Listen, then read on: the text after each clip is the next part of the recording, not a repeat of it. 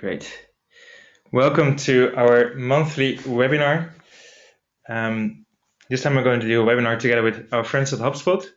And the topic of this webinar is how your online store can benefit from marketing automation. First of all, you will see a panel on the right-hand side. And in this panel, you can ask any questions you have. There is a section called questions, and you can just pop up all your questions. We won't be answering those questions immediately, but we'll wait until the end and we'll just have a little Q&A session. And for those who want to see the webinar again tomorrow, maybe because you missed something or because you would like to just see it again, you can basically find it on our website, seoshop.nl, under the section resources and webinars, and you'll find a little YouTube video there. Also, we would like to hear more from you guys, not just during the webinar, but also afterwards. You can use Twitter for this, and we've created a hashtag for this, hashtag SEO shop. So just go ahead and tweet out your messages. So for those of you who have attended more of our webinars, my name is Bertram Welink. You probably know me. I'm the marketing manager at SEO Shop. I will just be giving a brief introduction on the topic. But our friends at HubSpot are going to continue. Kieran is our key speaker for today. He's a marketing director at HubSpot, and he basically knows everything about marketing automation and inbound marketing.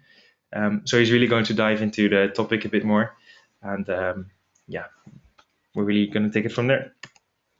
So just a brief introduction on our company, SEO Shop, for those of you who are here for the first time.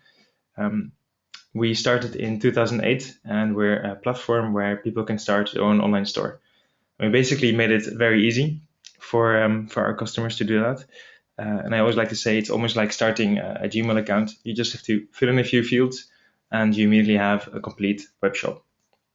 The difference is that we do this slightly different than our competitors. We have definitely more features. We are really ready for international sales with 14 different languages. And we have a complete app store where people can basically add features to their existing store. And that made it a really good platform for also the bigger customers like Philips, Van Gogh Museum, and National Geographic. So this is basically what the back office looks like once you start your online store with SEO Shop. You can basically do anything you need to do with an online store. Add your products, make it SEO friendly, change the designs. We have a complete store with all these different designs that you can install to really give your store a really like a personal feeling. And as I said, we're not just doing that in the Netherlands, but we're doing that in multiple places in Europe. Our main location is in Amsterdam, but we also have a location in Frankfurt in Germany. And those are our two locations where we basically target the whole European market. So that's enough about us. As I said, we'll be hosting this webinar together with HubSpot. And we are actually active users of HubSpot ourselves. So that's basically the reason why we started with this idea to do this together with HubSpot. So it's actually kind of interesting how we got to know HubSpot, because we were using a very old-fashioned email marketing program back in the old days, and we're sending off lots of emails to our customers. And obviously we're measuring our click rates, open rates, and all these things that are important when you're doing email marketing campaigns. But we were not really able to reach our customers at the right moment. So we were saying, well, our customers don't really do what we want to do. And our customers were saying, well, you guys are not really sending us the information that we need at the right moment. So that became an issue for us. We're looking for a solution that could help us to send the right messages at the right moment when our customers really needed that information. So we basically needed a more intelligent tool, a tool that would be very important for marketing, but would also be very important for our sales department. So we could really work as one department, you might say. And that was HubSpot. So we have been using HubSpot now for probably over a year and a half. And Hubspot is not the only company that works on marketing automation and inbound marketing, but they're doing it in a way that we believe is very different from other companies.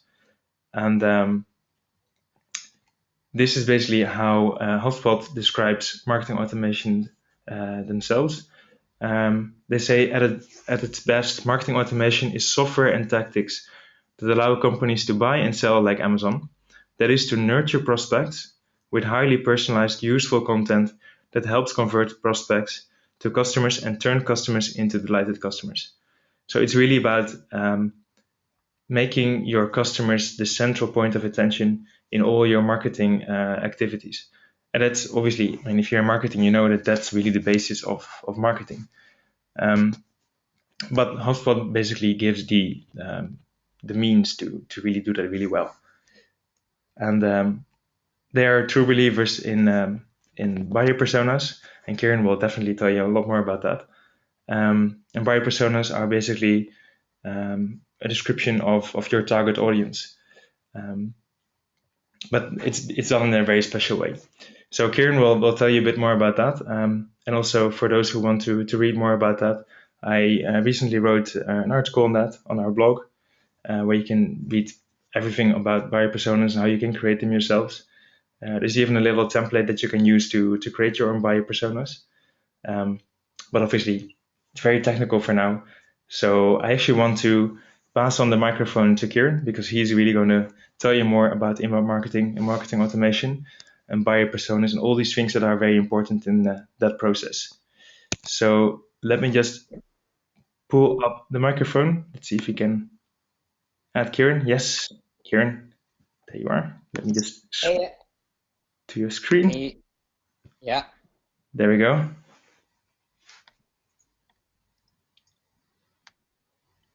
Okay, cool. You can see my screen, Bertram? I can now. Yeah. Great. Hi everyone. Great to be on the webinar today. Really appreciate Bertram asking me to be on this. So to give you a little bit of our background, HubSpot opened up an office in Europe in 2013. So that's when I joined in January. I think the office was open in December. So I was one of the first 12 employees in our European office. So we've been here for roughly over 2 years. In our European office, there's probably about 130 of us now, 20 or 30. So we're growing quite fast. The company as a whole has grown to just, I think, around the 1,000 employee mark. And we're probably around 13,500 customers worldwide. So we've seen a lot of growth, and the reason we've seen so much growth is because we and other companies have seen that marketing has predominantly changed over the last six to 10 years, probably 10 years. HubSpot was created in 2006. So to give you a little bit of our background, HubSpot are an inbound marketing company. We sell an inbound marketing platform, and we help customers and companies switch from a more outbound model to an inbound model that's really focused on attracting people towards your brand and leveraging all of the information and data you have collected about them in a way that creates a personal marketing experience for them and helps you close more of those visits into actual paying customers. So really what I'm going to go through today is a little bit of that. So really the introduction around inbound marketing and what are some of the key aspects of a good inbound strategy? What are some of the things that our best customers do right to create an inbound strategy that has helped them kind of grow at a really quick rate? So this is me. If you have questions that don't get answered in this webinar, you feel free to tweet me at SearchBrad. I always answer all questions, but I'll obviously try to answer any questions at the end of this as well. Where I'd love to start is with our inbound marketing methodology, just to go through a very quick introduction of how we see inbound marketing working across the funnel. And the reason I start with this slide is because inbound marketing has really grown in popularity in the last 2 to 3 years in Europe, particularly. Maybe it's been grown a little bit more for a longer time in the US, but I've seen it talked about a lot more in conferences, and I've seen a lot more people write content on it. And predominantly, what I see written about and what I hear spoken at conferences is like inbound marketing is something that you do to attract people to your website, and it's really focused around just creating a lot of content to get more visits to your site, because the number one challenge most marketers have, if you actually sit in a room and speak to them for any great length of time, is around that attraction piece. They struggle to actually get people onto their site. They struggle to get people onto their blog. So that is definitely a core part of inbound, and it's why inbound has become really popular. But I wanted to emphasize the point that we see inbound marketing as really a full funnel methodology. So it's really not just about attracting people to your site. It's how do you attract the right type of people to your site, and you can see the tools that we feel help you do this. You know, having a blog, having keywords optimized towards those blog posts that they're found in Google, having a social publishing schedule so you're automatically publishing that content across your different social media platforms. But then it's how do you actually take those people and convert them into leads and customers and sales and promoters for your brand. And again, we see different tools at each stages of this funnel being leveraged to actually do that. So when we're trying to convert people, we're really thinking about the different types of call to actions are on the pages they're visiting. We're thinking about the landing pages. Are they mobile optimized? We know Google's just made a change that has impacted sites that are not mobile optimized. They actually are going to rank them a lot lower. We think about how do we close those people into actual customers. We think about our emails, our lead nurture workflows. Is our CRM doing the right type of things to do that?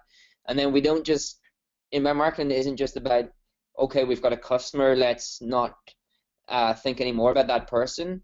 We think a lot about the delight stage, and the delight stage is really how do we make sure that those customers are happy with our product, happy with our service, and we actually retain them. You know, it costs 4 or 5 times more to actually acquire a customer than it does to retain them. So we want to think really carefully about how do we use inbound marketing to actually delight our customers, provide them with an experience that they love, and actually help them to be successful with our product or our service. So the core takeaway from this slide, and the reason we start with this, is to make sure that it's known that inbound marketing is something that happens right across the funnel. So yeah, the top part of this is really important, the attract stage, but there's a lot more to inbound marketing than just attract. Obviously, if you want to read more, you can see that I've added a link here that has a page all around our inbound marketing methodology and goes into some more details there. So the reason inbound marketing was really created, the reason Dharmesh Shah, Brian Halligan, the co-founders of Hubspot, came up with inbound marketing back in 2006 was the way that people purchase goods and services has fundamentally changed, and I'm sure that everyone on this webinar is aware of that.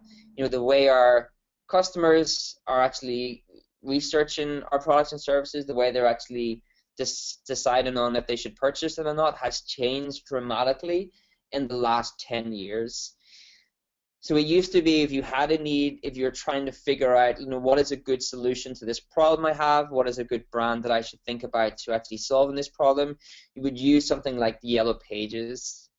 And that's really what Google is for us today. It's like our better version of Yellow Pages. And when we have a need, a problem, we go on to Google and we go and try to find out, you know, what are some actual solutions to that problem I have. So if I want to generate more inbound leads, I don't look that up in any Yellow Pages. I go and I ask Google that, and what we want to do is make sure that our content is there, the top of Google, and you can see that HubSpot has the second and third positions for this. I checked it this week. I actually think it's first, but you can see that our content is surfaced really highly because we try to create valuable content around that subject. You know, 65% of Europeans actually begin online when they're trying to research around a product or service. So there's been a huge shift in the way consumers actually research. We've shifted all of our attention to online. We have a stat there just to show in some segments this is really high. So in the UK for B2B companies, which is one of the core type of companies that we sell into, 88% of those actually begin researching a product or solution online. So predominantly one of our core customer segments are online looking for problems that we solve, and if we're not visible there, then we lose out, and we're going to be quite a way behind our actual customers or our competitors. And if you think about how this research process works, we are taught by Google to refine our research process from quite broad questions to quite specific subjects. So, Google instant search has helped us kind of predict what we're trying to ask, and it condenses that into a very small number of words. And again, when you're looking across that research process and figuring out how your potential customers are actually looking for your brand and researching queries around your brand, you're actually visible for all of the different queries that you could actually see them making. And again, that a lot of this ties into, do you have a good sense of your buyer persona and the type of things that they're doing online? And we're going to come into that a little bit later on. And of course, we trust our network. So, if we come up with a list of possible solution providers, possible companies that solve our problems, we actually will reach out to our networks. We actually trust the content that they share. We trust the recommendations that they make. So in Hubspot, we see a lot of times that our potential customers would reach out on Twitter, and they would actually ask, what is a good platform to help me to get more leads? What is a good platform to help me do my email better? What is a good platform to help me to grow my blog visits and subscribers? And they ask these questions in social, and because we are able to see those questions being asked in real time, again, because we have a tool to do that, and I'll show you that later on, we're able to go out there and let them know that, hey, we're not going to try to sell you something, but if you want some good information on those questions, we can put you in touch with one of our existing customers, or we can point you to something that we wrote to show how our platform actually works. So we're not really trying to be aggressively sales orientated. We're just actually trying to be helpful through these mediums that these people actually trust, and they actually look for information on their queries. And I think this is one of the most exciting parts about marketing today. It's why I love being a marketer. It's 60% of the sales cycle today is over before a buyer ever talks to your salesperson. A phenomenal amount of the actual sales process is being done by marketing, which I find really exciting because we have more control than we've ever had over the funnel, and we have more responsibility than we've ever had around educating our potential customers, making sure that they can see our content, making sure that we appear when they ask these questions in Google, making sure that we have good content to share with them when they ask those questions on social. So just a lot more responsibility for marketers, and I feel that marketers today can talk a lot more about metrics and can kind of hold themselves accountable in the same way that sales can, and they can sit around that revenue table with sales and the financial officer and all these different people who are very metrics focused and have real conversations with them about the value that they're creating for the business. So I think that's a really exciting part about the shift in how marketing works today, and the shift in how consumers actually research and buy products. And then of course, when they've asked those questions and we've have them on the right page in our site, then they'll convert, and how well they convert really will depend upon how well you've structured that page for their pain points, for their goals, for challenges. Are you speaking to that person? Do you understand what they're trying to solve? And again, a lot of this is incorporated in, do you know your buyer persona? Have you really worked that out? And that's something, again, we're going to come to in a little bit later. And we talked about retention. So if we want to have a great business, we don't want to just always think about acquiring new customers.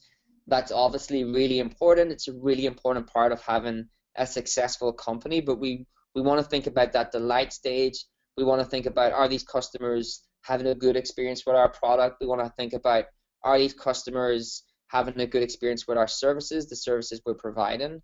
and how do we do marketing for our customers to make sure that they actually stick around. And again, that metric that I shared earlier, that it costs 4 or 5 times more to acquire a customer than it does to retain, shows that at times companies don't put enough emphasis on marketing for the customers they already have. So, the takeaway from those slides is, the consumer has changed. Today's consumer is not like the consumer we used to deal with 15 to 20 years back, and that's because they're really in full control of the buying cycle. They can choose not to read your emails. They can choose not to pick up the phone to your sales team. I haven't picked up my phone in around a year unless it's someone that I know has scheduled the time to call me. I never pick up the phone unless I know who that is on the other end of the line. And today's consumer is just really good at tuning out the marketing that they don't feel adds any value to their time. So you don't want to be a Kanye West brand. You don't want to be the brand that interrupts what people are actually trying to do, actually interferes with the things they're actually trying to get done. You're kind of that pain when they're trying to do some work. You're the person trying to ring them. You're the person trying to spam them with emails. You don't want to be that kind of brand, because that kind of brand has no real future in the way consumers buy today. What you're really trying to be is a brand that gets consumed, that these consumers choose to actually engage with your brand. They actually choose to download your content because it adds value. It solves a pain point for them. They choose to watch your video because there's something in there that's worth their time to actually do that. And that's what we're really talking about on this brand, is actually how do you actually create a marketing strategy that helps you do that. So for me, inbound marketing, if I could summarize all of the different things I went through in that introduction, is inbound marketing is really the art of creating persona-driven marketing across your entire funnel. So it's not just how do I get more people to my funnel, it's really how do I get more of the right type of people, and we're going to come to that in the buyer persona part, and how do I convert them into happy, successful customers, bring them all the way through that funnel till I'm at that delight stage where my core goal is to make sure that they're happy, they're having a good time with my product services, that they're actually being successful. So for the rest of this presentation, what I'm going to go through is, how can you be successful with inbound marketing? What are some of the core parts you need to get right if you want to actually do this for your company, or if you're an agency for your clients' companies? And the first one is really an important one. It's important regardless of if you might leave this webinar and say, hey, this inbound marketing thing isn't for me. I've got some other things I need to really focus on. And it doesn't really matter what that is. If you're a marketer, then this point is really applicable to you, because it's what all marketers should be, whether it's through paid, whether it's through the emails they're doing, whether it's through any medium that they're actually trying to market through. What we need to do is figure out how we can be relevant to the potential customers that we're actually trying to convert into paying customers, to those potential customers we feel would be good fits for the product, for the service that we actually have. So this is a stat from our State of Inbound Marketing report for Europe. Every year we benchmark, the state of inbound marketing, try to figure out how marketers are doing against a range of different metrics, try to figure out how inbound marketing is growing across all of these different countries. And we did one for Europe 2 years back, and we found that the core goal of European marketers, so this was actually the top goal, 23%, they were really focused on how do they reach the right audience and how do they convert that audience into leads. So you can imagine that most brands, what they actually struggle with, or most marketers struggle with, is like, who are the right people for my product, my service? Where do they hang out, and how can I actually reach them? And when I do reach them and get them on my site, how can I turn them into something valuable to my brand, whether that's a lead, whether that's an email subscriber, a blog subscriber, or a paying client. And you can't really do that unless you focus on what we call buyer personas. So you look at this goal and you're thinking to yourself, well, who is my right audience, and how do I actually convert them to leads? And the way we've done this quite successfully is we really leverage these things called buyer personas. So buyer personas are fictional representations of your dream customer. So a certain segment of your customers have these things in common.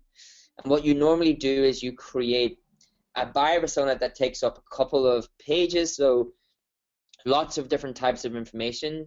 And I'm going to go through a couple of the questions you can ask yourself around the different details, and do you understand those details for your customers? But we condense all that down into what's called a one-page persona, and that's what you're seeing here is this one-page persona. And a one-page persona incorporates a couple of really key details. So Marketing Mary is a real buyer persona of HubSpot. This is actually our primary buyer persona. The sweet spot in terms of who buys are actually tools, and this is kind of shifted from 25 to 200 employees. It's really 25 to near 500 now, but this is actually where HubSpot have managed to get a lot of our growth from, is actually making sure that our product does a really great job at solving Marketing Mary's goals and challenges. So what we have on a buyer persona is we think about things like, who is this person? So buyer personas are not role dependent. So we just know that she's a marketer, usually at a VP, director, or manager level, and the important thing is she's in a company of 25 to 200 employees. That's the really important part. She doesn't need to be any one of these roles in here. She's usually a VP, director, manager, but she works in a company of this size.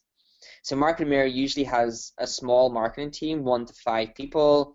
We give a little bit of her background information, where she may have been educated, her kind of what her family life may look like. But the really important thing to go into is, okay, we know we're trying to market to a marketer in this type of company with this size of a team, and generally speaking, those marketers have these goals and challenges in common. So their core goals are usually they need to figure out how they can support the sales team with collateral and leads. So they're trying to think about, how do I get collateral for my sales team? How do I generate more leads for my sales team? They need to manage their company communications through social media. And they need to, and that communication can be through social, can be through email, all the different communication channels they can use to actually reach their potential customers. And she also needs to always build awareness, so she's trying to figure out how she can build more awareness for her brand. So generally, this segment of customers who work in a company like this, have a team the size of this, have these goals in common. And the challenges they have, and the challenges that Marketing Mary has, is she always has too much to do. She's always tons of stuff on her plate. You can see how many different types of goals she has, and she has a small team. So she's always a lot of things that she actually has to do. She's never sure how she's going to get there. So she's like, I know I have to get all this stuff done. It's really important. I have to hit my lead target, my brand awareness target, but I'm not sure how I'm going to get there over the next 12 months. And she has this thing called marketing tool and channel mess. So what Marketing Mary usually has is she's usually using a bunch of different tools. So maybe she's using WordPress for her blog, she's using a social media tool to monitor her engagement, she's using another tool for landing page A/B testing, she's got a couple of tools for SEO, all of these different fragmented tools. And she has lots of different support people she needs to deal with. If something goes wrong, she has to learn all the different tools and how they actually work. So the reason she loves HubSpot is really because we provide one platform that makes her life a lot easier. So you can imagine she goes from having 5 or 6 or 7 tools to do all of her marketing to really just one platform that she can learn and do everything through there. She can learn inbound marketing best practices, so she's not sure how she's going to hit her lead target, but when she buys HubSpot by actually just using the platform teaches you to do inbound marketing. So we don't do the inbound marketing for you, we provide you with that platform, and then we have consultants that help you reach your goals. But it teaches you how to do inbound marketing. It gives you that roadmap of how I'm going to go from where I am today to where I actually need to be. And the great thing about HubSpot is it makes reporting to your sales and CEO a lot easier. So Marketing Mary can really show the value that she's creating for the company, and that's why a lot of people and marketers who use HubSpot actually end up getting things like promotions, and they get lots of visibility within their company because they can show how successful their marketing actually is. So buyer personas are a core part of being successful with inbound. It's very difficult to be successful with inbound marketing if you haven't created your buyer personas.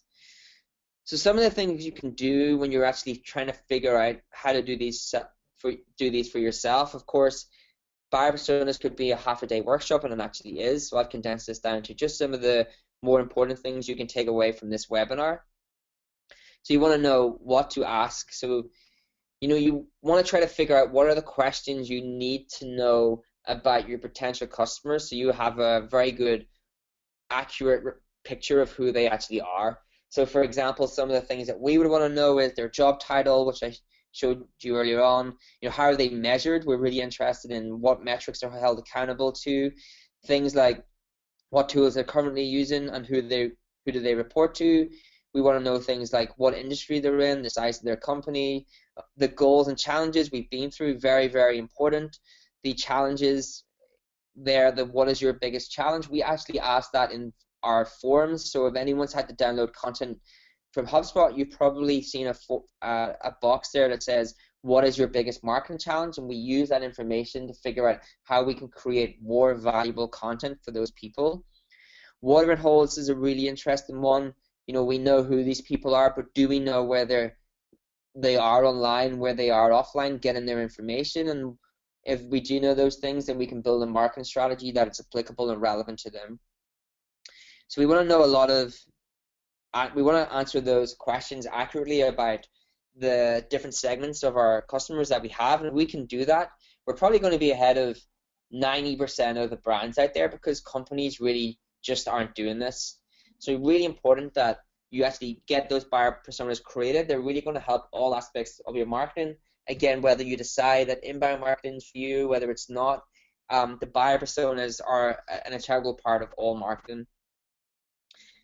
So how do you get some of this information? Well, there's lots of ways to get the information. A couple of the really easy ones that I've kind of listed out here.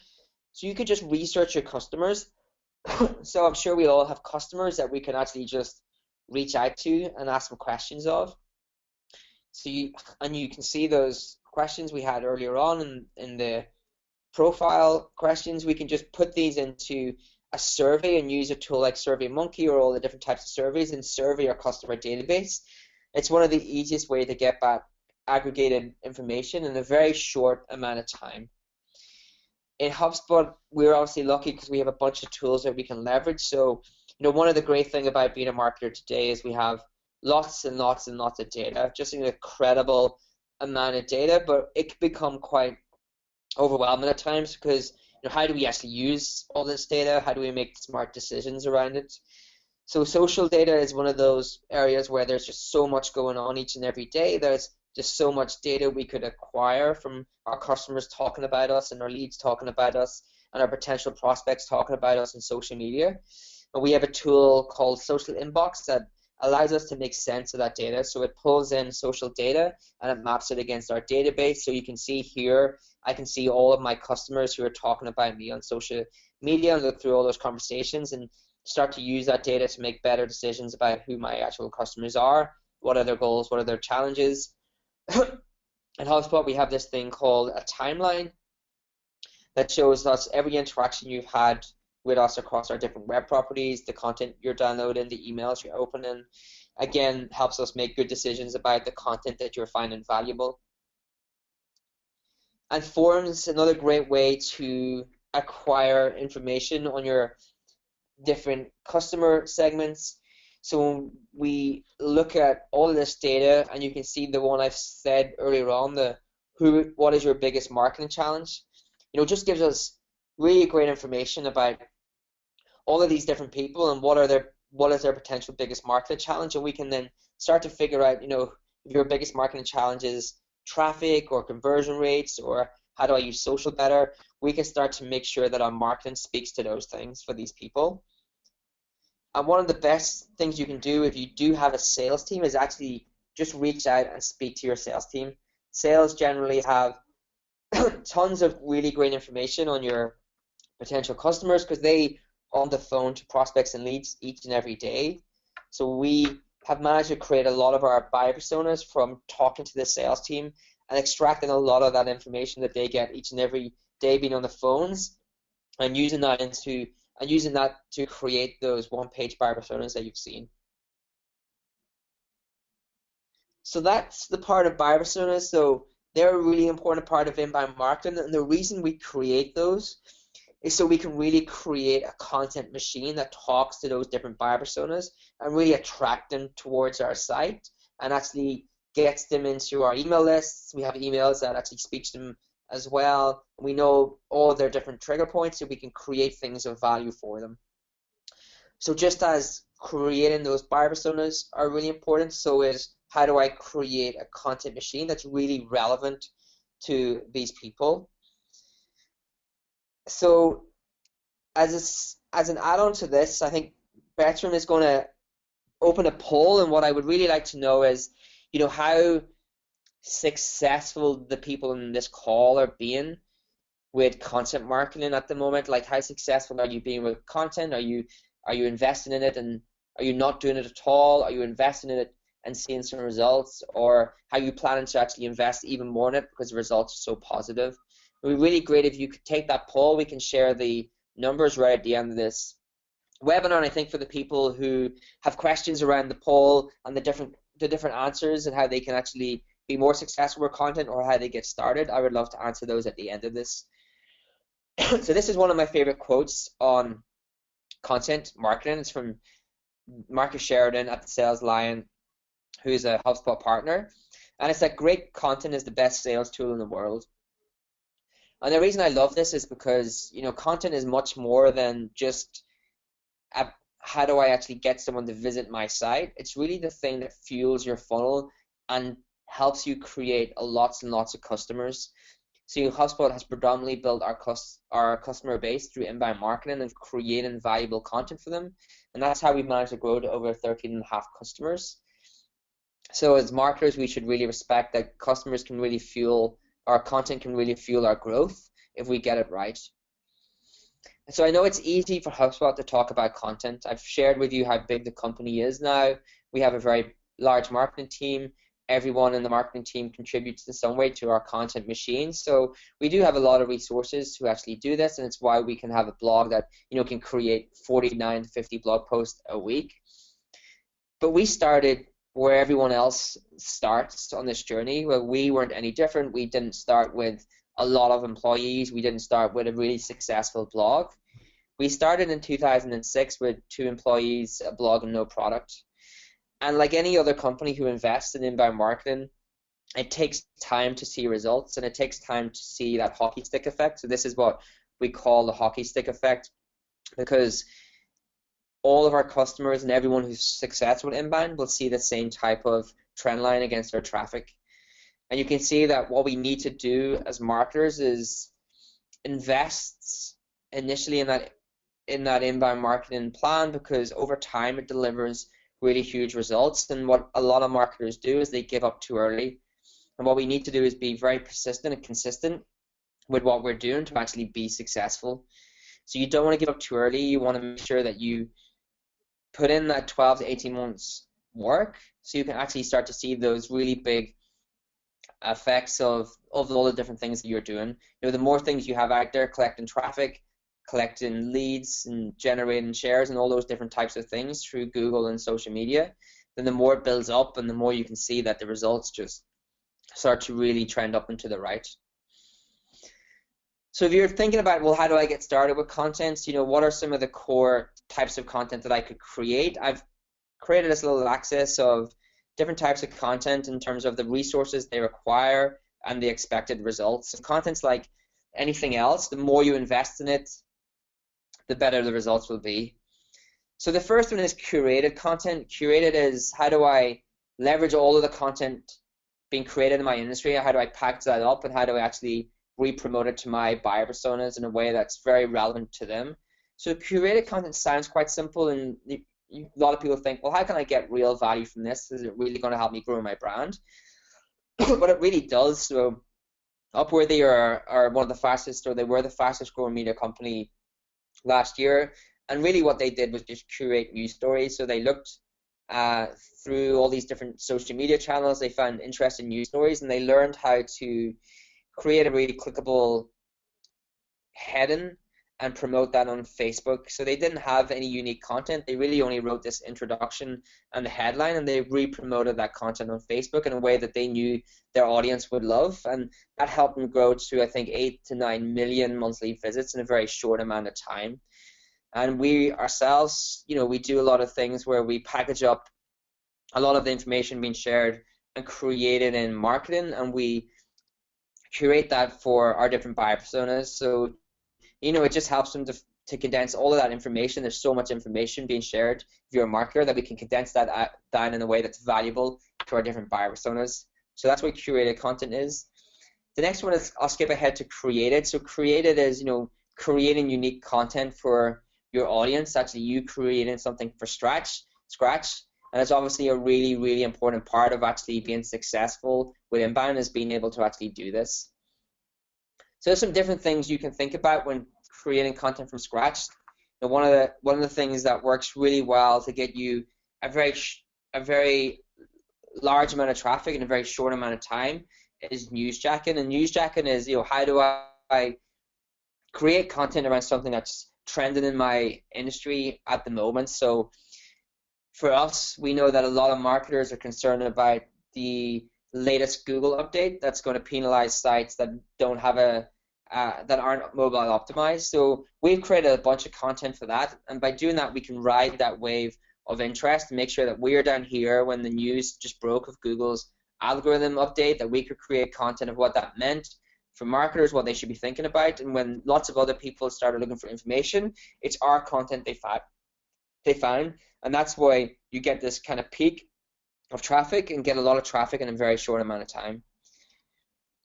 Data-driven content is really great. So this is an example from a company who created a site to show this is before Google set all keyword data to private.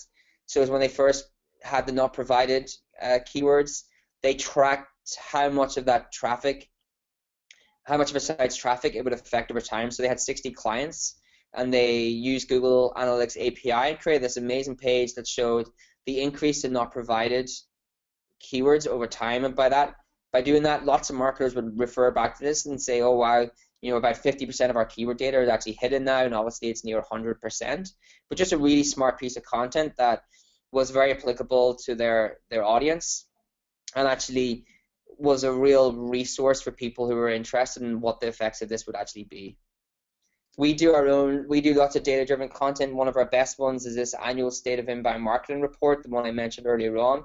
Really benchmarks the whole inbound marketing industry and provides marketers with a lot of metrics they can actually benchmark their own performance against, and gives them, a kind of overview of the market, overview of how actually people are doing inbound marketing, and some things they should think about for their following year strategy. Interactive tools are a great thing to do for your market. If you can think of tools that are applicable for your audience. One of the ways that we've grown really fast in our very early days is we had a tool called Marketing Grader. So Marketing Grader was launched around 2007, 2008, and since then it's had over 5 million visits.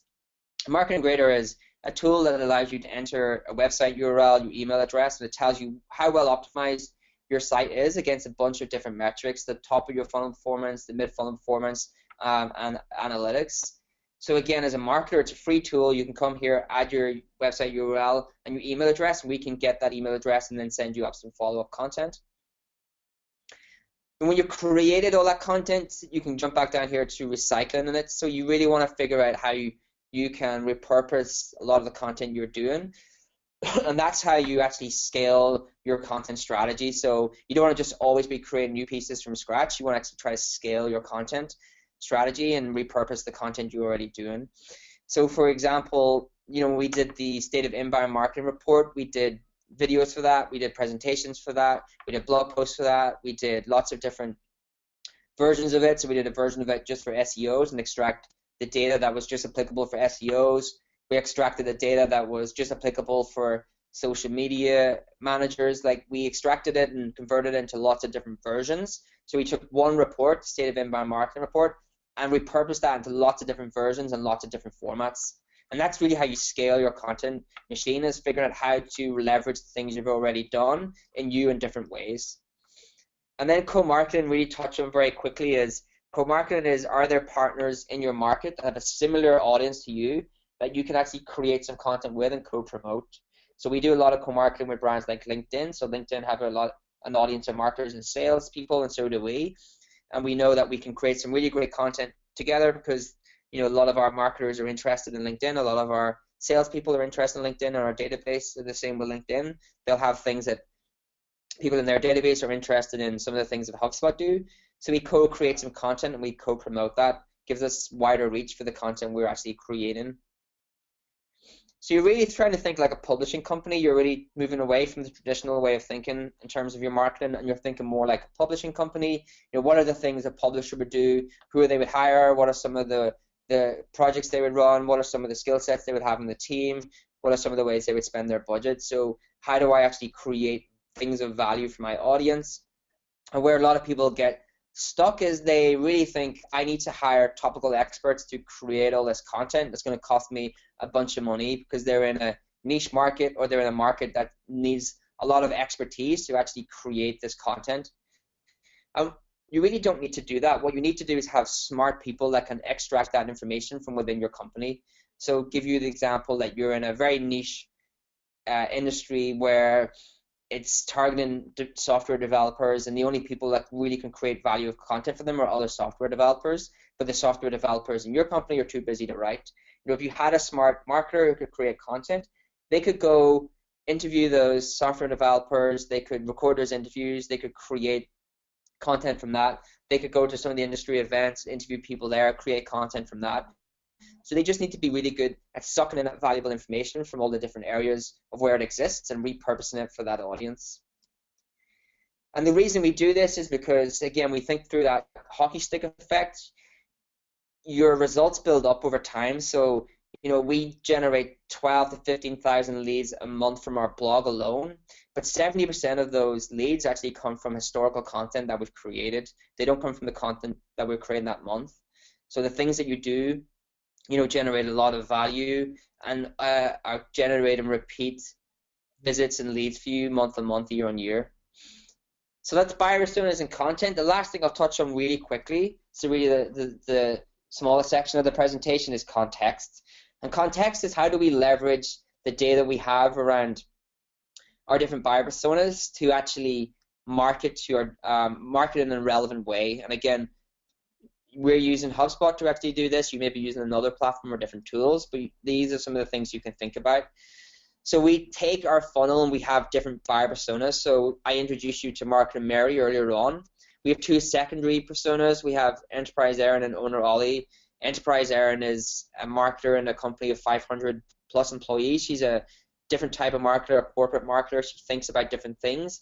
And Owner Ollie is in a company of 1 to 10 people. Again, he thinks about different things in corporate Kathy. He needs different types of content. He needs different types of things as he moves across this funnel.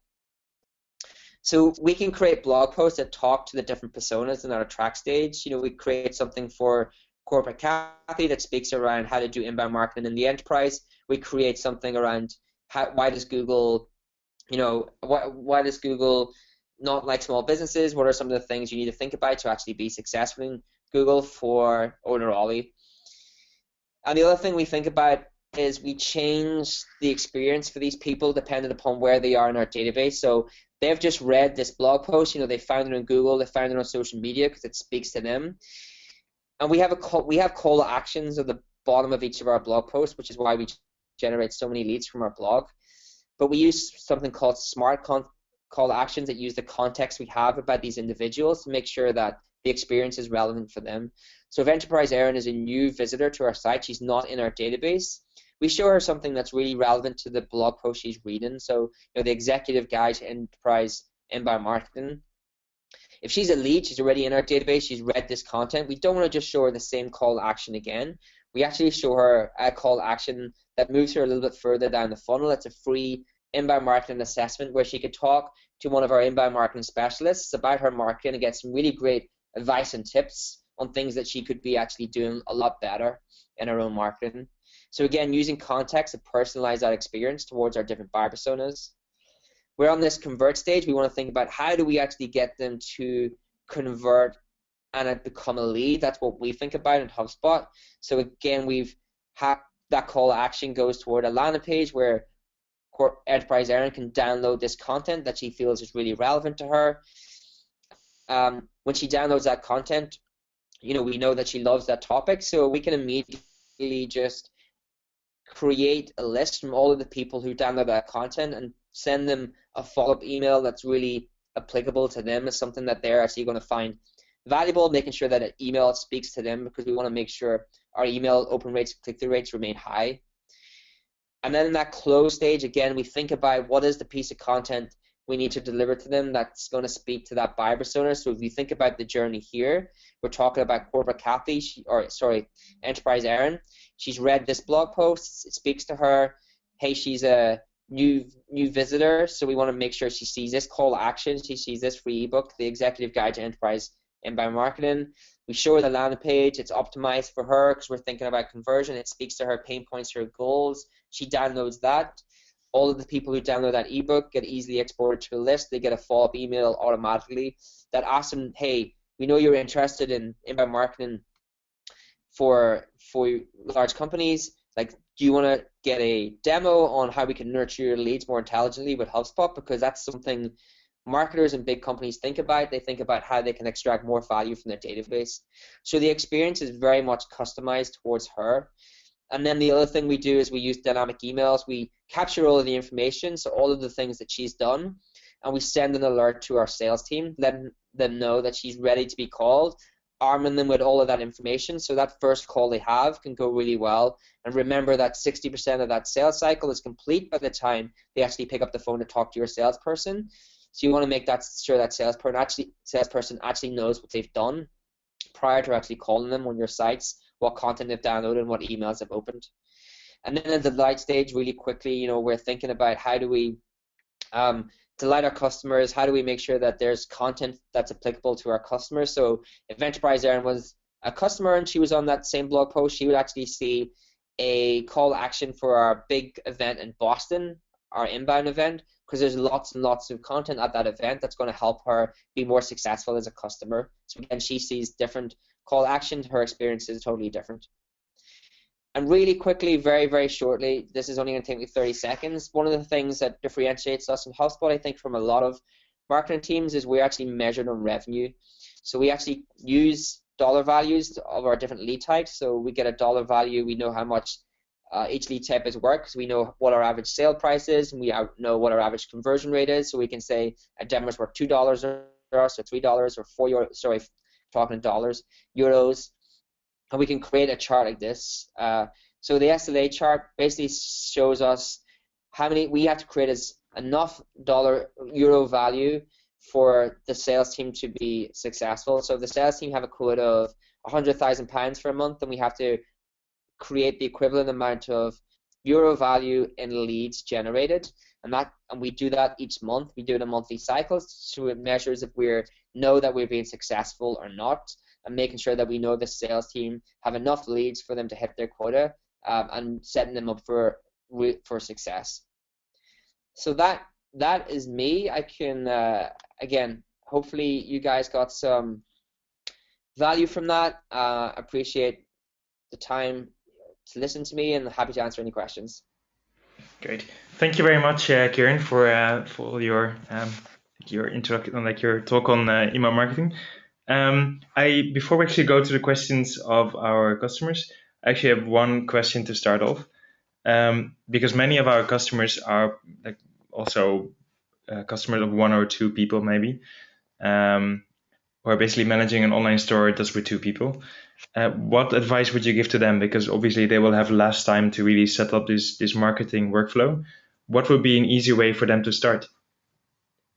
Yeah, I think for very, very small teams, it's picking one thing and just being successful at that. So it's picking increasing the visits to your site by committing that you're going to create 2 to 3 blog posts a week, and just doing that. And then what happens is that you'll create more visits, you'll see the success, that will start to actually generate you some actual revenue, and you can start to invest that revenue back into doing more of all the different inbound marketing elements. But if you're a small team, yeah, it's pick one area that you just want to go after, the most important area for you, and just concentrate on that rather than trying to do it all. So that means that like, you wouldn't even say like choose blogging first and then do landing pages. It's really like what do you think will work best for your company and really focus on that. Is that right? I think what do you feel you'll get most value out of in terms of time invested and value you'll get back out of it in the long term. So, I don't know what all the different scenarios would be for those 1 to 2 companies. It's usually they struggle with visits. So it would usually be trying to get started with something like blogging, which does have, there you can generate a pretty successful blog in a short amount of time. It depends on the market you're in and the competition that you have. But if we decide that blogging was the thing they should focus on, then it would be okay. We're going to commit to three blog posts a week and really just focusing on that area, making sure you get a successful blog. And when you get visits, then you can start to think about, okay, I'll add some call to actions and actually have an offer that they can actually download. And then, I'll get a lot of people to the land page. Now I'm actually going to start trying to figure out my land page and making sure that's optimized. I would do it in that kind of way, because what I find that small marketing teams do is they try and do everything and they're not successful at anything because they spread themselves too thin. Actually, you were giving the example of the Google update, the mobile update, basically, and you were saying that you basically learned about the new update, and you really posted an article based on that, and then that became successful because it was really important in that specific time. What advice do you have for our customers? How do you find these kind of topics? How do you keep on top of these things? So there's lots of different ways. Like we obviously we have so many marketers that we just know what's going on because everyone in the company is interested in marketing. I think if you're in a different industry, you could set up Google Alerts. You can find sites that are really good for keeping you up in industry news. Have those, stream them into an application where you can just keep an eye on the latest articles. So it's really just finding out what are the best sources of information that keeps you on top of your industry, and then being very quick to react when there's something that's going to be important for your audience to know. Okay, thanks. Actually, there are not many questions yet, but there is one. So guys, if you have any questions, please just ask them now, because Kieran is here to answer all these questions. There's one question from Saskia, and she's asking, is posting 2 or 3 blog posts a week not too much?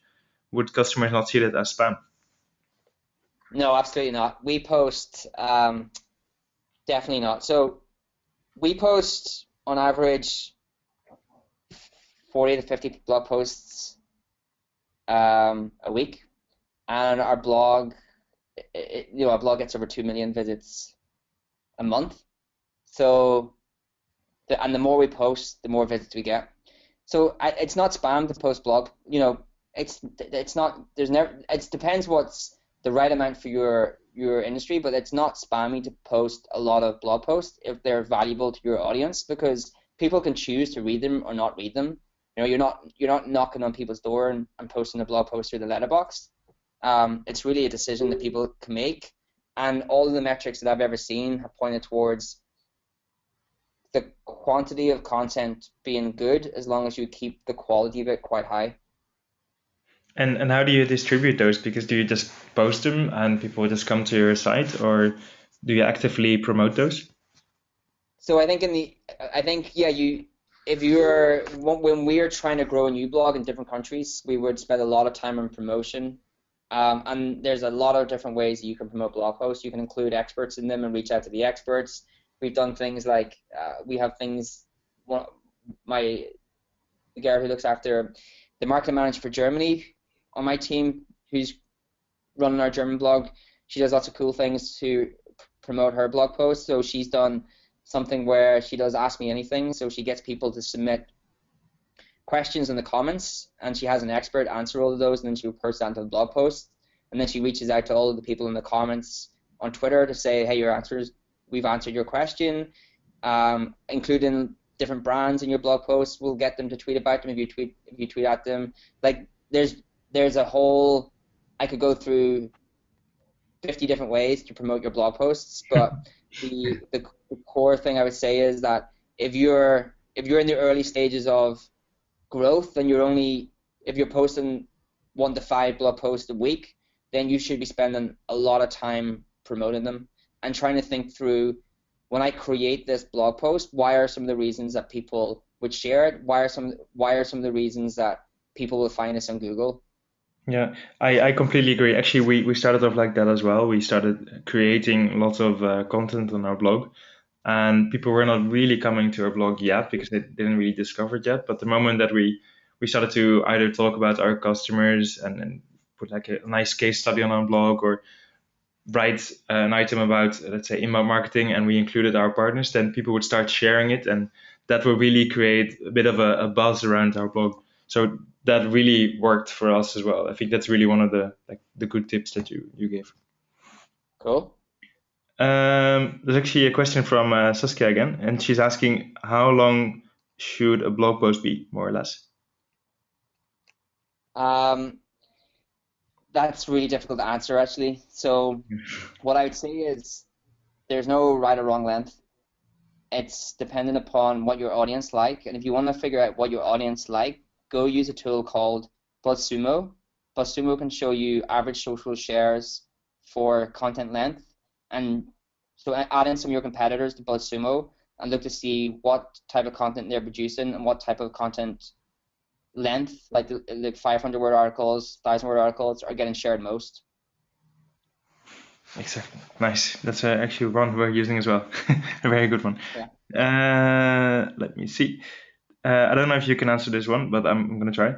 It's a question from Liz, and she's asking, what budget would you suggest for a small jewelry business on Facebook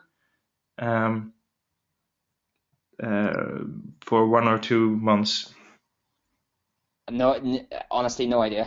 No, I have the same. It really depends. I think especially. Yeah, so yeah, I like, you can, if you want to, you can spend £500,000 on Facebook very quickly, but I don't know what. It depends what you're trying to do. Yeah. I don't know. Also, I think it's best, actually, the advice you were giving on inbound marketing actually better than just advertising on Facebook. I think if you really focus on inbound marketing, you actually pull in people who are interested in your product instead of just shouting out that you're selling these great products.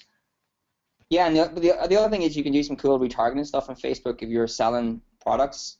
So people who visited your product page but didn't purchase, you can retarget them on Facebook. I think that's interesting because you're keeping your costs quite low, but it's quite targeted towards people who have already shown some intent to buy your product or at least know your brand.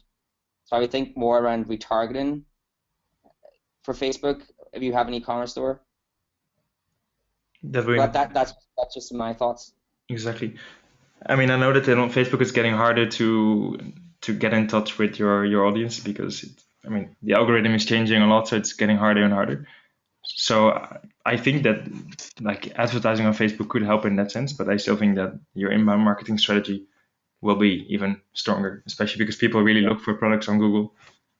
Yeah, absolutely. Oh no, I think the Facebook stuff just supplements inbound. I think inbound is the thing that helps you grow that hockey stick effect and that organic brand or audience who stays with you. The thing with Facebook is when you run out of budget, everyone disappears. With inbound, it's it's repeatable traffic. It's not things that you're doing today that actually does that. It's things you've done in the past. So you own that audience.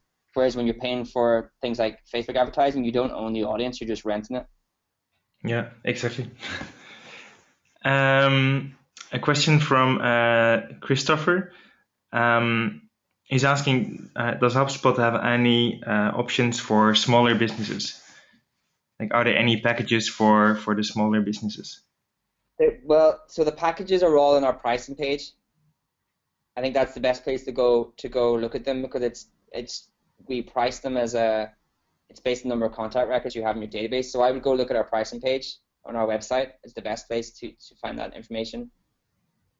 Okay. Great. Let me see. I'm getting a question from Tisa. She's basically also worried. She says, doing in-market marketing would definitely cost me a lot of time, and I would probably have to pay someone to help me out. How do I know, like how and when do I know that this is actually bringing in success for me? How do you know when it's bringing success? I think. Do you think the question means in terms of I guess a it means, like, because you gave the time example frame, of, or sorry. yeah, sorry. If the question's in terms of a time frame, then it does take some time. We have customers who see results in the first 3 months, 6 months. A lot of it depends upon the marketplace you're in. If you're in a very competitive market, it obviously takes a little bit of more time, and it's some of it's down to your own skills to actually do great content to attract these people to your site. Um, I think predominantly you see success within the first 6 to 12 months, and you start to see that hockey stick effect after 18 months. And if the question was, how do they know their success in terms of metrics? Well, a lot of our customers are B2B companies, so they measure the success on traffic and leads, and then obviously there's an obvious increase in customers, but they're two of the metrics they focus on initially. Great, thanks. Let me see. I got one last question from, maybe one or two. One from Gerjo, and he's asking, how can HubSpot work specifically for SEO Shop customers?